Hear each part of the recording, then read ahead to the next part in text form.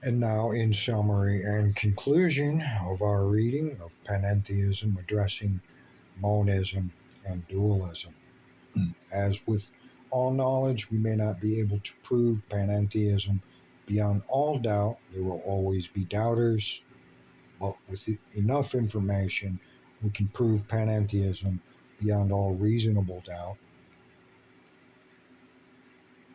with utilization of religions, philosophy, and science, the three basic categories of human knowledge concerning reality. Moving forward, panentheism addressing monism, dualism. Let me buy you a beer. Having acknowledged the seemingly endless cycle, let us break the cycle with a discussion symbolizing commonality. Society has a role, much like an individual who offers you a beer, or let's say non-alcoholic beer or soda, if you're not a drinker. Once the offer has been made and the gift accepted, it belongs to the new owner. The offer was made with no strings attached. It was a gift of friendship, of commonality, an extension of affection, respect. It was offered, and once accepted, it no longer belongs to the first party. The recipient of the beer, as an example, now owns the beer. He may decide to do the traditional and drink the beer. This pleases the giver. If the recipient, however, does not do what is traditional, if the recipient only uses the beer to cool his sweaty hands, uses the beer as an object to manipulate as he talks in order to relieve his tensions, uses the beer as a token of friendship, and then leaves the beer half drunk, the first party may feel irritated. And why is this? No strings were attached to the gift. The gift was a gift. The sense of rejection the first party senses comes from the desire to give, but with unspoken expectations. If you accept this gift, you will do what I want you to do with this gift. In short, the giver wants to dominate, wants to control the recipient's actions.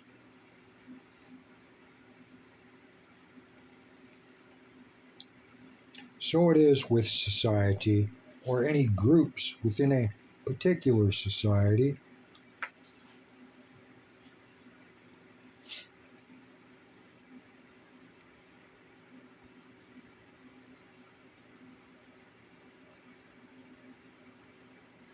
Society does not actually have anything to give, for society is not an independent entity, but rather an entity composed of the powers given to society by the collaboration of individuals.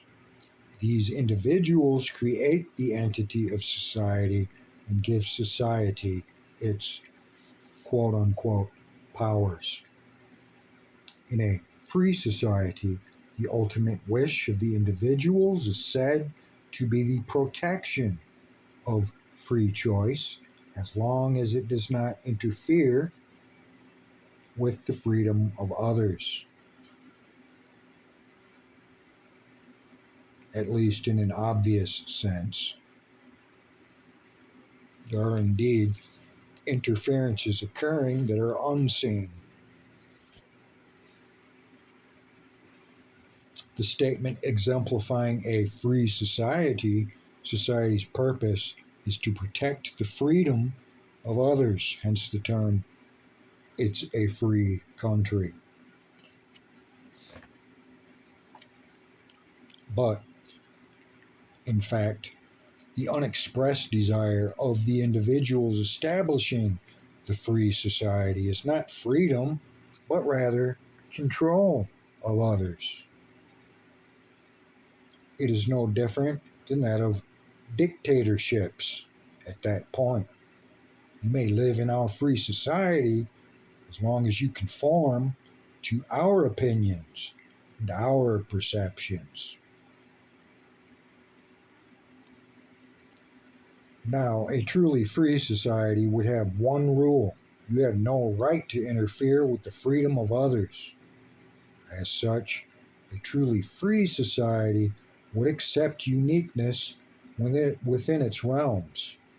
A truly free society would appear as such.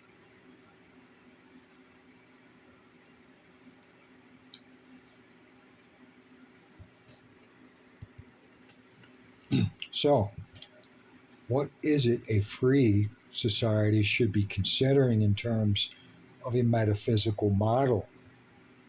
A free society needs a metaphysical understanding regarding the concept of location.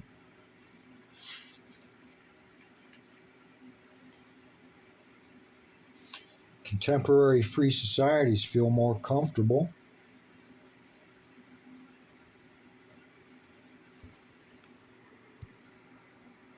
and picture, if you will, two graphics.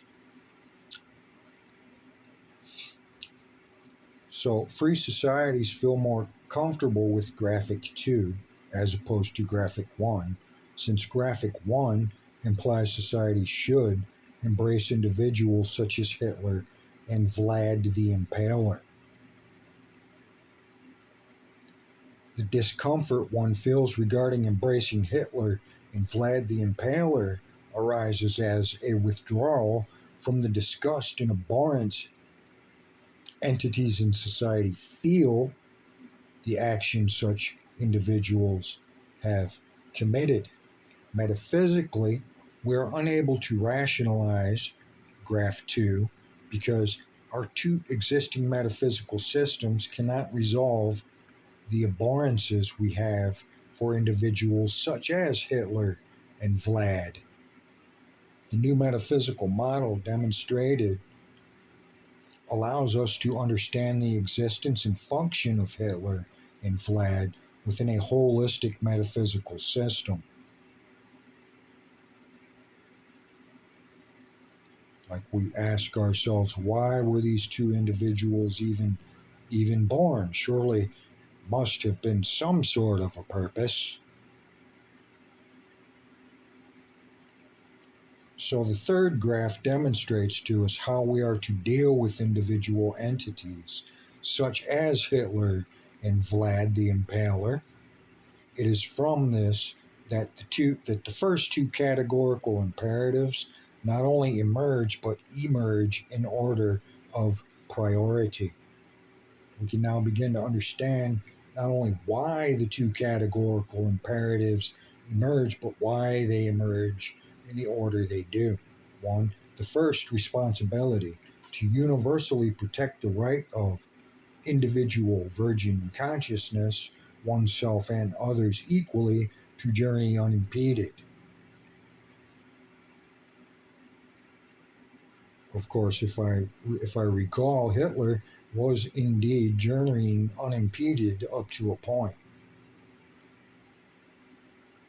The second responsibility is to journey unimpeded. It is not the actions of the individual would commit that are to be embraced, but rather the individual themselves, the soul itself, which is to be embraced. Under the guidance of the third metaphysical perception, Judas, the one who betrayed Christ, would never have been rejected, but rather would have been embraced and joined in his moment of sorrow and regret. As we know from the biblical story, that Judas ended up regretting and repenting and hanging himself due to that regret. Hitler and Vlad the Impaler would have been resisted, beginning with the very first action they took, which contradicted categorical imperative number one. As such, the continuation of their actions would never have had the opportunity to accelerate as they did.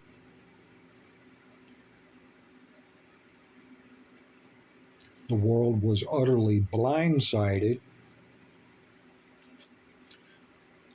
Hitler and Vlad the Impaler succeeded in doing what they did, not because we did not embrace them, but because we had neither the first categorical imperative in place nor believed in the first categorical imperative at the time.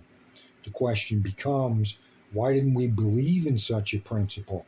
Believe in the first categorical imperative? We did not have categorical imperative one in place because we as a species did not have a metaphysical model in place which could generate a universal categorical imperative, let alone generate a categorical imperative number one.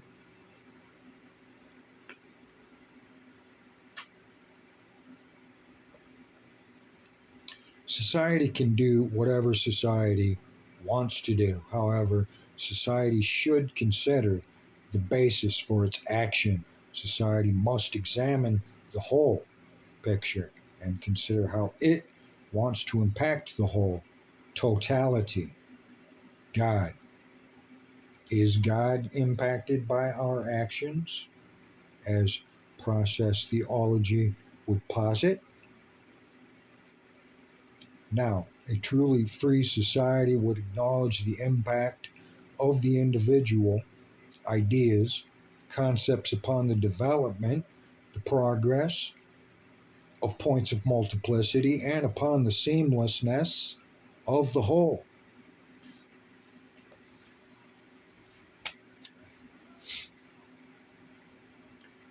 If such were to be the case, a free society should want points of uniqueness to remain unique. And to remain unique, points of debate, discussion regarding just how these points would impact the whole. That is what a truly free society does. Granted, a free society has rules, categorical imperatives by which it must abide. A truly free society has rules not because rules are important, but because each and every individual is important. In essence, it is not the physical individual that is important, but rather it is the uniqueness of that individual that is important. The unique abstraction of the individual that is important, and the unique abstraction of the individual cannot complete its unique development as a unit of unique abstraction without a free environment within which its sensory data mechanism can operate freely. The importance of these points of uniqueness can be better understood should one take one or two of these points and examine them in detail. Expanding upon Zeno's perception of existence, abstractual existence, through Zeno appears to become a new and elusive concept of the physical, multiplicity, containing abstraction, seamlessness as such. Physical distance, or the appearance of physical distance.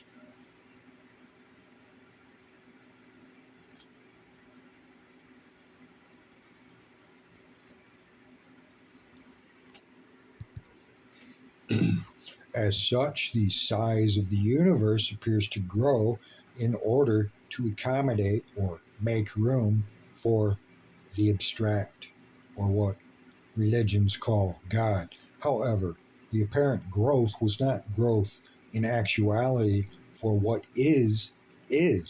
Rather, the apparent growth was in our perception of what is. The concept of the abstract became a perceptual concept of location for us to contemplate regarding ourselves and just what it is we are and why it is we exist.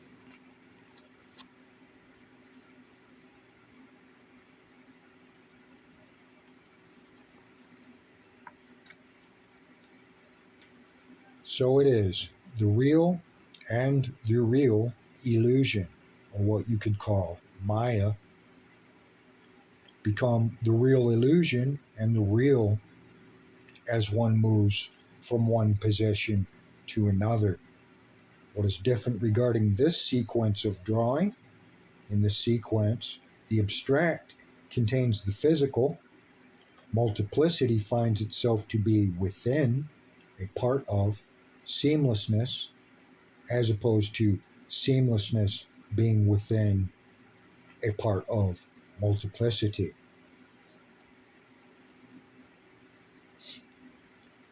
This brings us back to the 20th century concept of innate characteristics of. Is multiplicity the physical, the concrete, a part of, an innate characteristic of spirit, the abstract, the transcendence of God, seamlessness, or is the abstract seamlessness an innate characteristic of the concrete, the physical, multiplicity? In essence, this was the concept being put before us, before humanity, by Zeno. In essence, this was the concept of the scholarly confusion regarding Zeno's paradox. Scholars disagree about what Zeno himself took his paradoxes to show.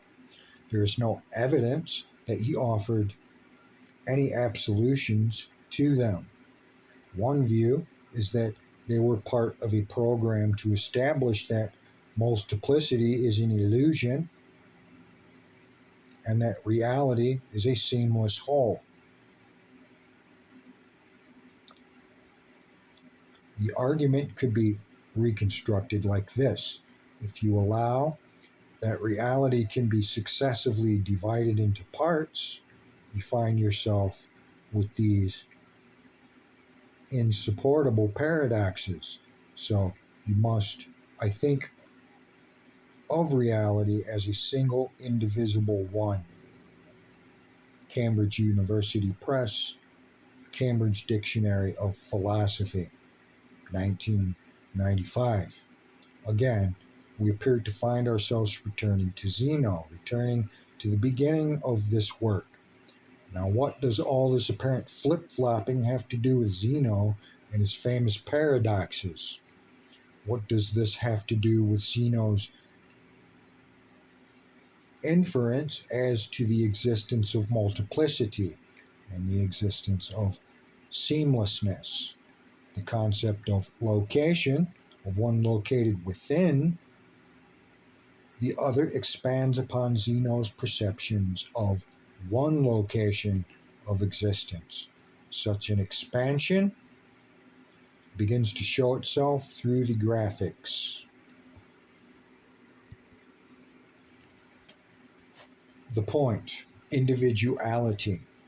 It is the very concept of points in history, the small child starving in Uganda being accentuated as the element of multiplicity this work emphasizes. It is the significance of the part to the whole, the significance of the individual to the whole, which this work focuses upon. It is the small child starving in Uganda. This new metaphysical perception embraces as being as much an element as the whole as Buddha, Christ, Muhammad, and Moses themselves. It is the concept of multiplicity / individuality which this model, a third model of metaphysics, rationalizes. Not either or, but both. And it is the concept of the whole being the whole only through a summation of all of its parts equally, which the third model of metaphysics supports.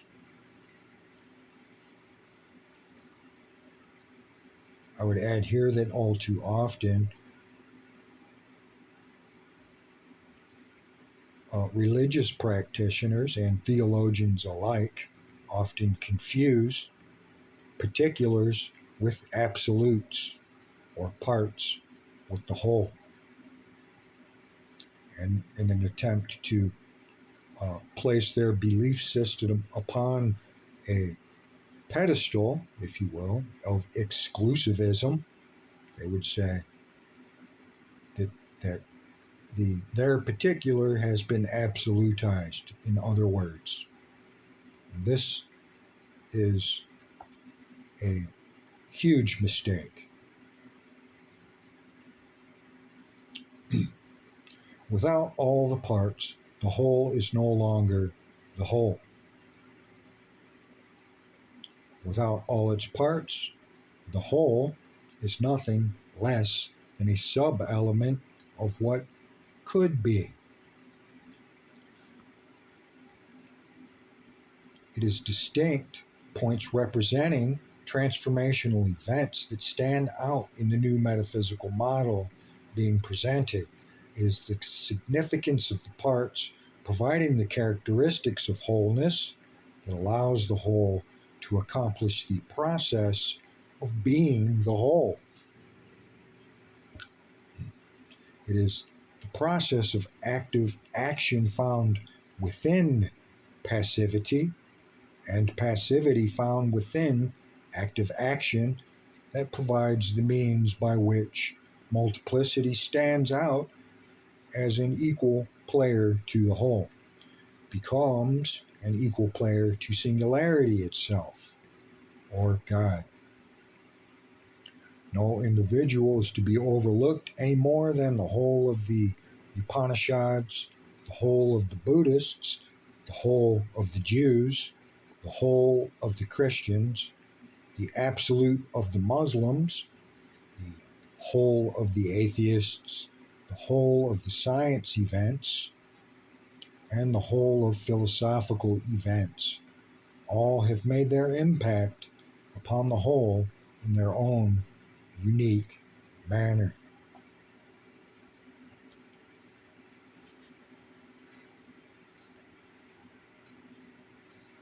The significance of metaphysics.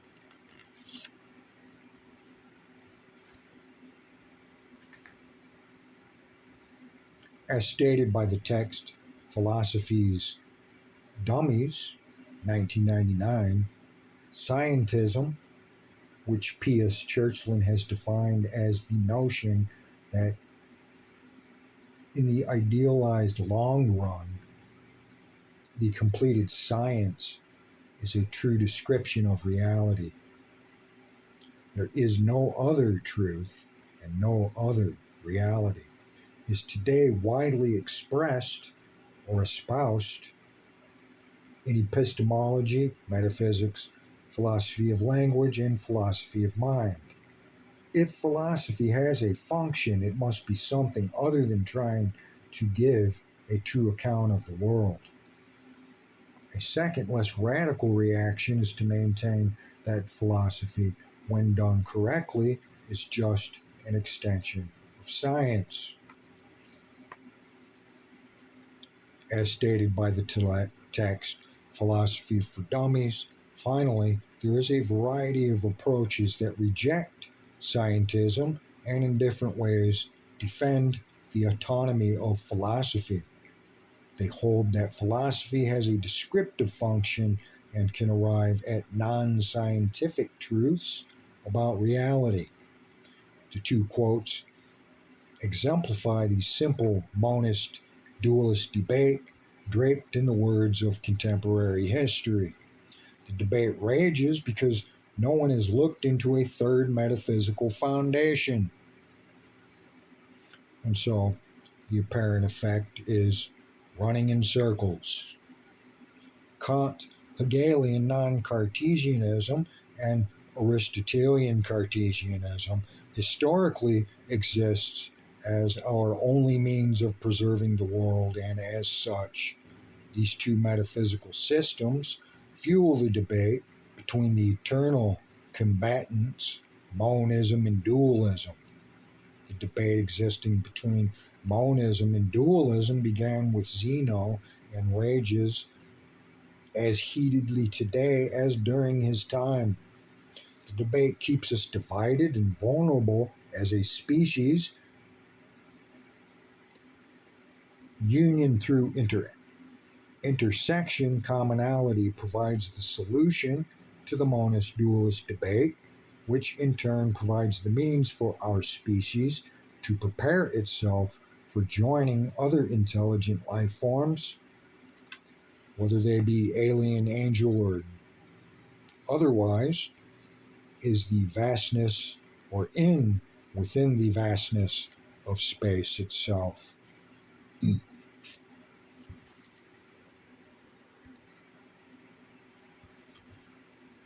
As one observes, contemporary principles of metaphysics are misplaced. Metaphysics is not the sole possession of philosophy.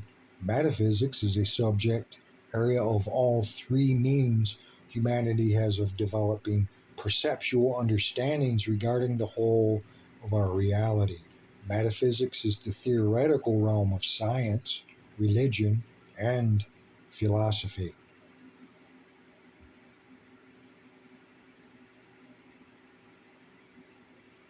Ontology is the commonality of study for philosophy and religion.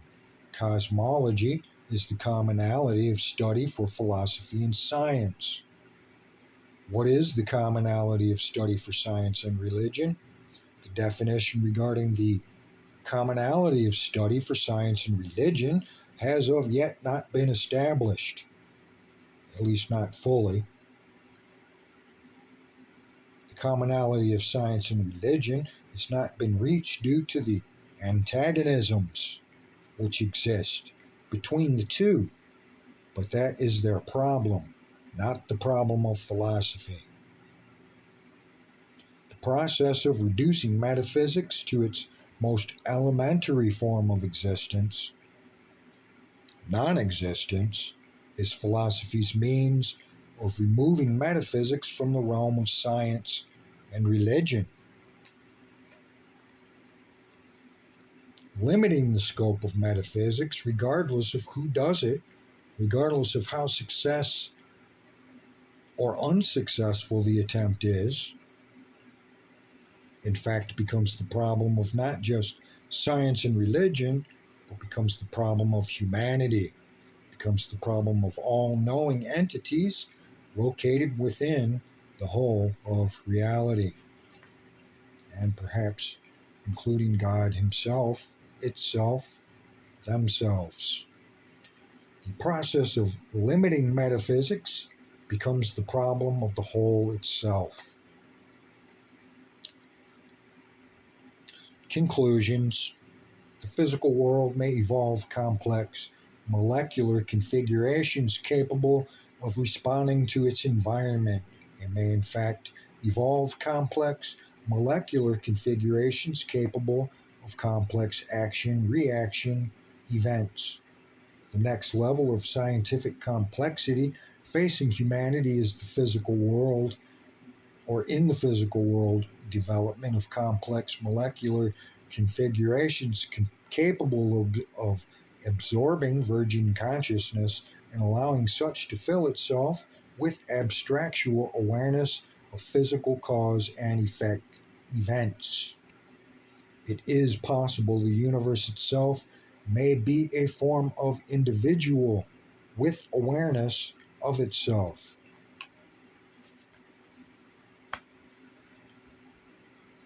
Who is to say for certain?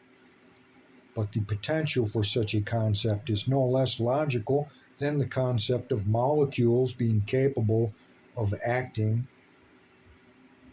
as a nest for awareness of awareness development. Who is to deny any of the four forms of being? God, the whole, singularity, the individual, individuality, multiplicity, being, action, process, reality, and being, the passive state of existence. Homogeneity calls for conformity for the four states of being. All homogeneity other than homogeneity of the whole as the whole calls for the rejection of diversity. Homogeneity acts as the base foundation for actions steeped in exclusionism and inclusionism. Homogeneity of multiplicity calls for individuals to determine how other individuals must comply to personal perceptions of good and evil established by the first party. Some would say it is the higher authority which has told me what is good and what is not good. It is a higher authority which has told me what is evil and what is not evil. Such individuals shirk responsibility for their actions through the process of following a higher authority. And hypothetically speaking, if God does exist, there is indeed that higher authority, whether one likes it or not. Relinquishing one's responsibility of action to a higher authority is often the excuse used by Hitler's henchmen, Vlad's henchmen, the Crusades' henchmen, the colonial powers' henchmen, the tribal leaders who rounded up their countrymen and sold them to colonial traders. To hide behind a higher authority's word, as interpreted by intellects, is no more excusable than to hide behind the excuse that one was required to commit specific actions because God demanded one to do so. Homogeneity calls for elimination of diversity. The physical and homogeneity, the desire for physical conformity, big roses, wrinkles, protruding ears, club feet, moles, birthmarks, circumcision, black skin, red skin, yellow skin, slanted eyes, lack of pigmentation, excess hair, yellow teeth, baldness, bad breaths, small stature, full figures, ad infinitum. Should we live with this diversity? Those professing homogeneity would at some point in time say, no, not if we don't want them, not if they make us unhappy, not if they make us self-conscious, not if they hinder our physical and mental, quote-unquote, peace of mind. Such attitudes interfere with the right of unique entities of consciousness to journey uninhibited, looking into the inner space of the individual, into the mind, mentally retarded, sociophobic, homosexual, Islamophobic, pedophile, schizophrenic, paranoid, homophobic, manic, violently inclined, abusive, abused, believer, non-believer, pacifist, ad infinitum. Should we live with this diversity? These professing homogeneity would at some point in time say no. Not if we didn't want them. Not if they make us unhappy. Not if they make us self-conscious. Not if they hinder our physical and mental peace of mind. But these individuals are not sick individuals. They are uniqueness attempting to function. Should we strive to change them? The new metaphysical model would lay the foundation that we allow individual to change if the individual, under its own volition, desires to do so. The new metaphysical perception of the individual acting within God, which is indeed a far cry from any classical sense of the God-world relationship, establishes the understanding that people in their uniqueness are not quote-unquote ill, perverse, perverted. They just are what they are. The new metaphysical or the new model establishes the foundation as to why it is we must not allow homogeneity to dominate, to interfere with diversity. The individual acting within God as a metaphysical reality is a model of reality which embraces the four forms of existence. Two forms of existence are nouns: the individual, multiplicity, individuality, and God, wholeness, the singularity. Two forms of existence are verbs: being, active action, and being, passive action. If homogeneity of multiplicity is to survive, the metaphysical models of Aristotelian Cartesianism and Hegel non-Cartesianism must survive as distinct systems vying for humanity's affection. If diversity of multiplicity is to survive, a metaphysical model must emerge which respects the very uniqueness of both Aristotelian Cartesianism and Kant Hegel non-Cartesianism simultaneously. Such a process goes to the very core principles of diversity itself. Diversity calls for acceptance of homogeneity or oneness. Diversity calls for acceptance itself.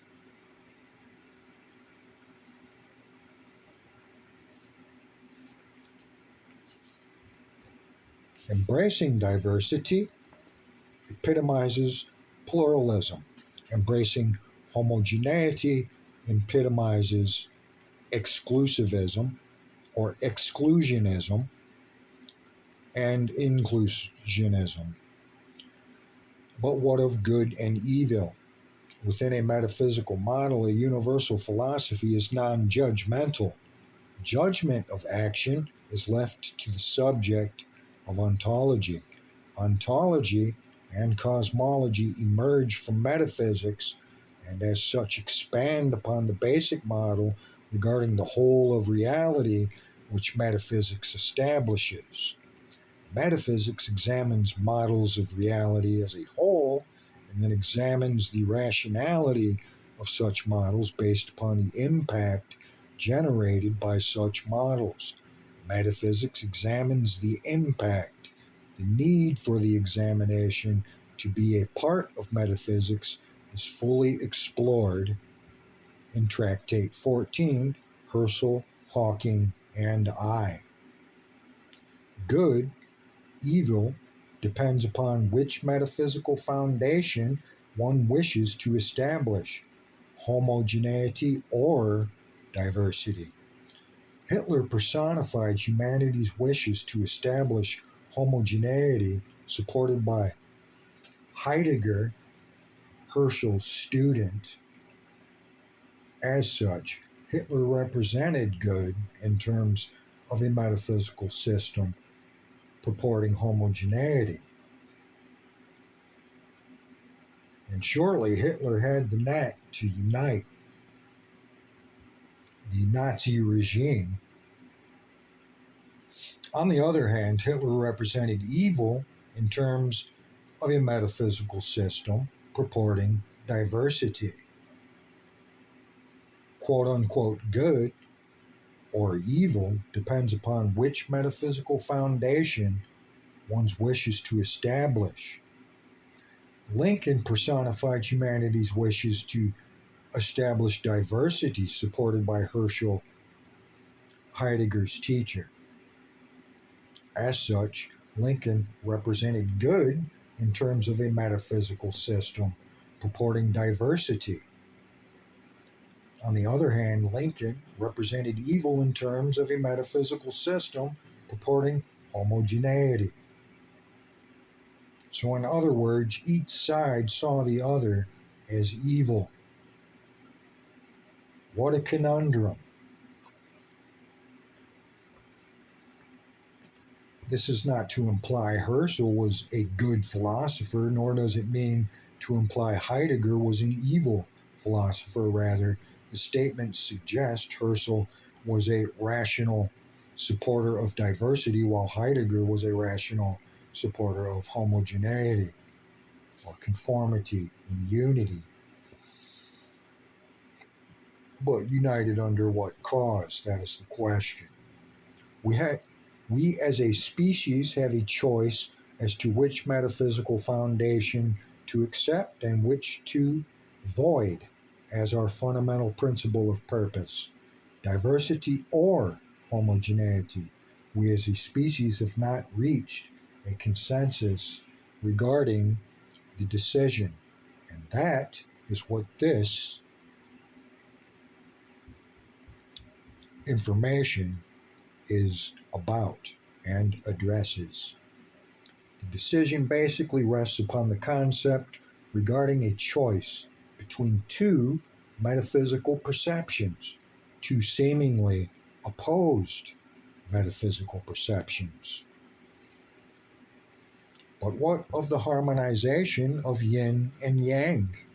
As an example, symbolically speaking,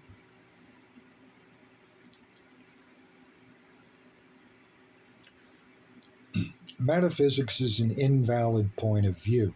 There is no more to existence than the physical, and thus physical hedonism is the most logical reductionist rationale for action.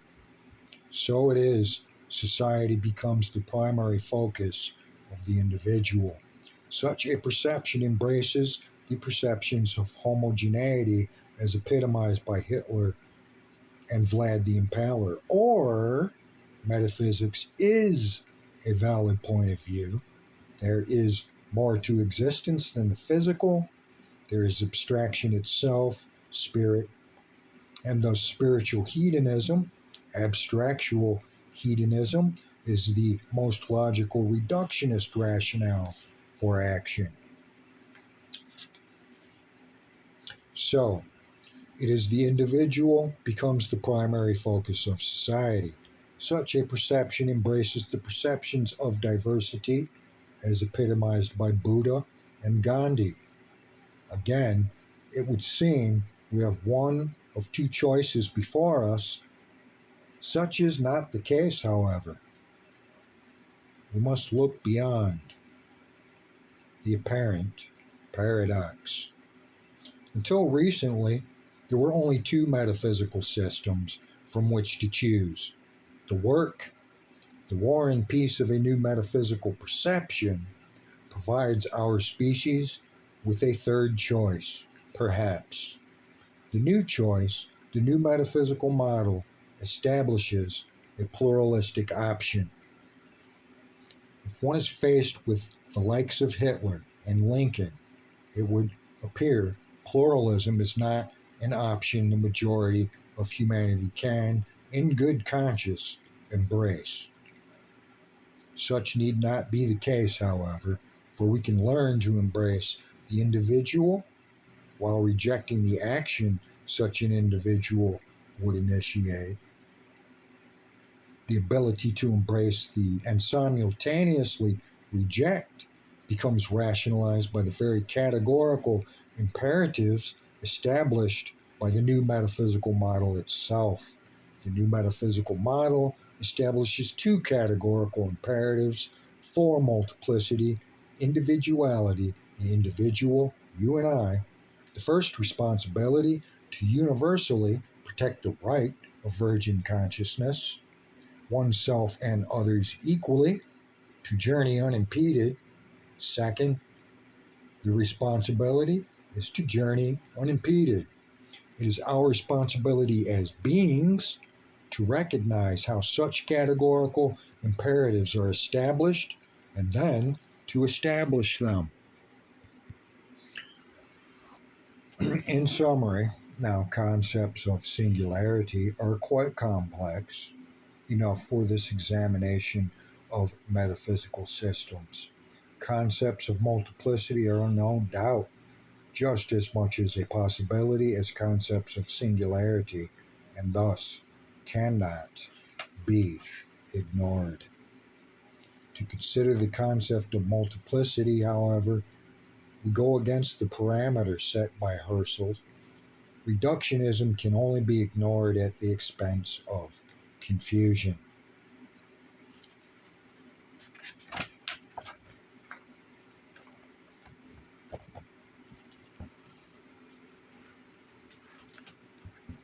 And that is the conclusion of the reading of the material, Panentheism addressing monism and dualism. As with all knowledge, we may not be able to prove panentheism. Beyond all doubt, there will always be doubters, but with enough information we can prove panentheism beyond all reasonable doubt. At least in doing comparatives, and as a universal philosophy, there is no comparison because it summarizes the whole. And that, to me, makes a whole lot of sense. Thank you for listening. I'll leave a link in the description to where you can obtain and read this material for yourself, because this is only the tip of the iceberg when addressing the philosophical, metaphysical theology philosophy that is symbiotic panentheism and all of its other variations in this particular school of thought. Thanks once again for listening.